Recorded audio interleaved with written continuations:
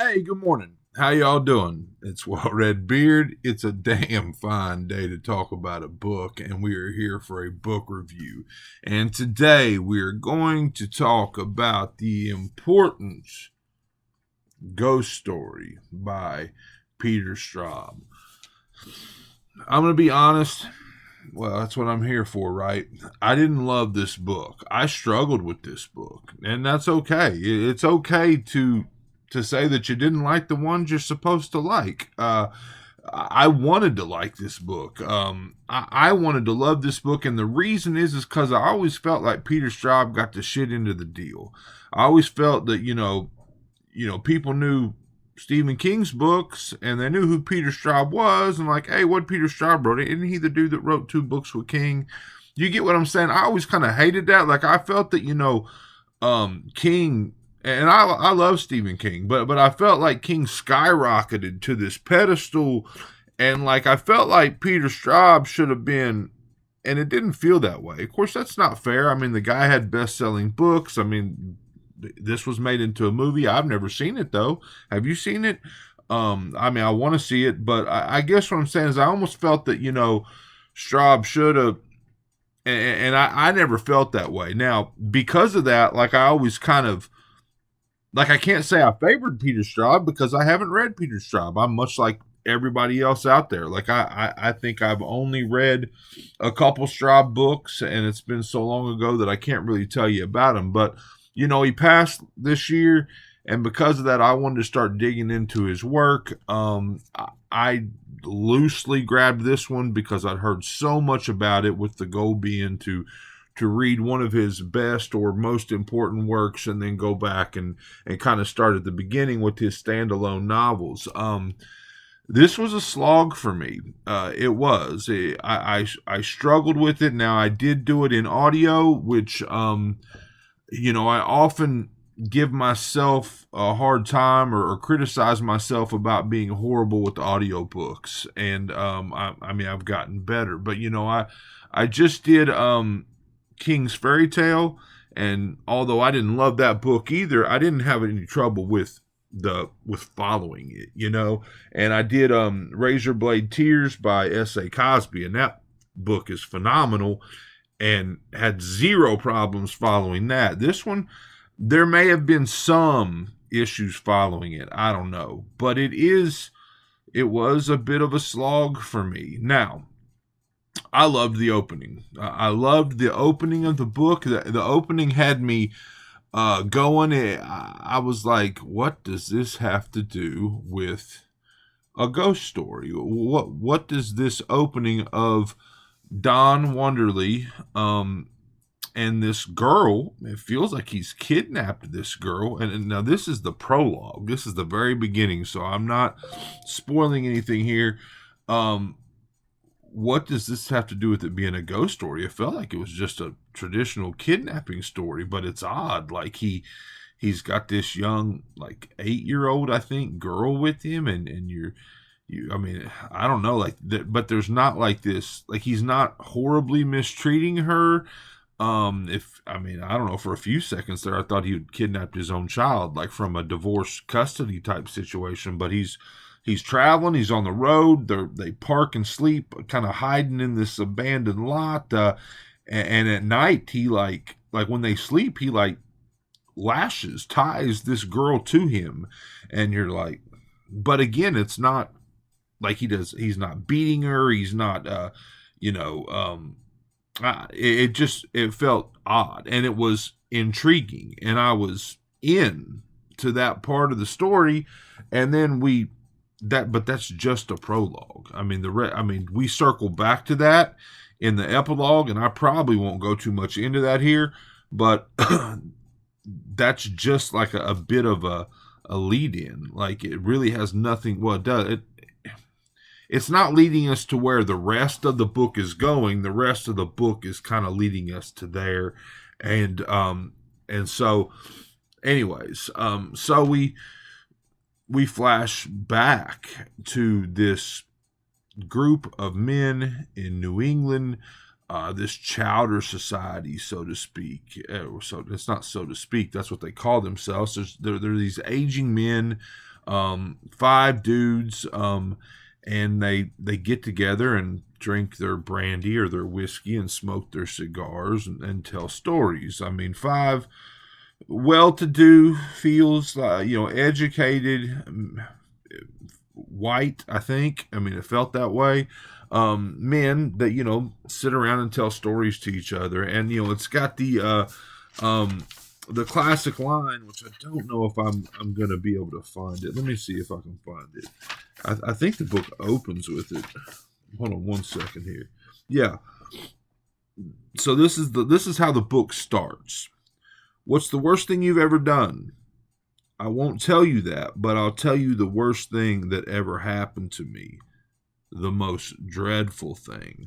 So these guys sit around telling stories, and most of them are, these ghost stories, and we find out that one of their members died like a year ago at the meeting of the Chowder Society, or what, it died a year ago. There was a woman involved. They find him dead in a room, and his face looks terror-stricken. I mean, it looks like this guy was literally scared to death. And so you've got four guys left. Another one dies, and he dies in a situation that it just doesn't feel right either. So there's three left, and Don Wonderly is a horror writer who is the first guy that died with the terror-stricken face. Edward Wonderly, it's his nephew, and so they bring him in, and you kind of hire him. And at one point, he says, "I'm their Van Helsing," to kind of figure out what's going on and ultimately battle this evil. It's very gothic. I mean, it's very like it said. Peter Straub, was invoking Nathaniel Hawthorne and M.R. James and Ambrose Bierce and all these, classic writers. And I felt that. I mean, I haven't read those guys, but it did have this gothic old feel to it. For me, there's a lot of build up. I mean, a lot of character development, a lot. I mean, again, this particular copy that I read was right under 500 pages, but I think it's fairly condensed page wise. I think the book is actually longer than that in most formats. So they're set about to battle this evil, and it's a ghost. It's a shapeshifter. It mentions a Manitou. I don't know if I pronounced that right, but there's a werewolf element. There's a vampire element. There's a creepy kids element from one of our members past, Sears James. He's got this story that he tells about Finney Bate and Gregory Bate, and they're these. It's just this weird ghost story that he tells from his past. But ever since the first one died, Edward Wonderly, they're all having nightmares. Every night they're having nightmares, and they all seem to have nightmares that happen in or around this one particular house, this one particular room. And we find out that these guys have got a hold on, Aunt Lee, my daughter. I will not be starting over. I love you. Can I finish my video? Yes. All right. Thank you. Okay. So, yeah, I'm 9 minutes in. I'm not starting over. All right. So, where was I? Anyway, they're all having nightmares, and they all seem to happen around this particular house, this particular room, and we find out that they've got a secret in their past that has kind of kickstarted all this, and they noticed that women, again, the villain, the evil, it's got a female nature, it's got a woman's face. We figure out that throughout history there have been multiple instances of these women showing up with the initials AM, like Alma Mobley, just and so on and so forth, and they have been the manifestation of this evil. And again, it's hard to put a finger on. I mean, ghost story, but it's but like I said, there's a werewolf element. There's possibilities of like Manitou, all this stuff, and it's a bit blurry. It's a bit abstract for me. I mean the culmination's kind of cool. I mean it's vintage horror feel. I mean the element of the evil coming back, like almost hibernating and coming back, of course, is going to draw comparisons to it. I mean, it's got a bit of a Salem's Lot feel to it. There's, it just feels older. Like to me, this book felt older and more literary than like a Salem's Lot. And I want, like I said, I wanted to love it, but honestly, if I was to sit here and tell you about my top 5 Stephen King books, although I wanted to put this up there, I can't. I mean, Salem's Lot, It, The Shining, the books from King that I loved. This one, for me personally, it didn't hold up. And that's okay. I mean, I can see it for the beauty of what it is, but I did not have like the enjoyment level reading this that I did with those. And maybe it's timing. Maybe if I had read this book as a teenage kid, 15, 16 years old, like I read those, it might have been different, but I don't think so. I think I would have been, a bit lost in the prose. I think I would have been a little bit, again, it's about 5 aging men, old men. And for me, it had the element of the kids, and then, like young adults. It had Salem's Lot, of course, has, I mean, a kid perspective in it. The Shining, of course, it's got a kid, but I mean, not really.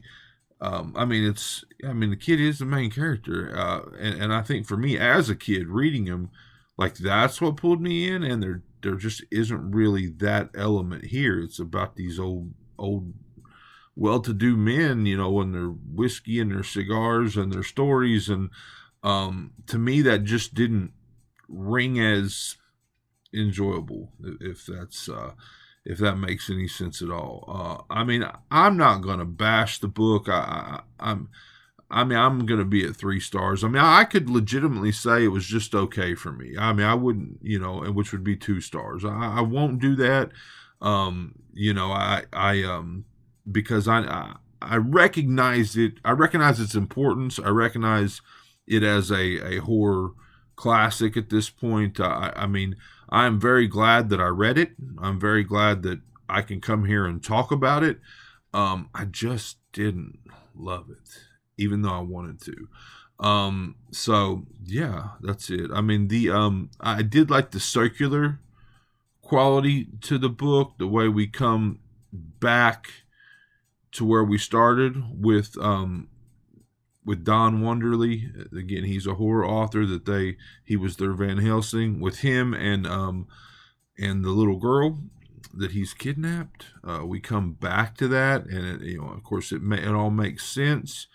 But there's just something like off about all the protagonists being men, and this young girl thing at the end. Like I get it. He didn't get it wrong. I mean, this young girl is what he thought it was, but what if it wasn't?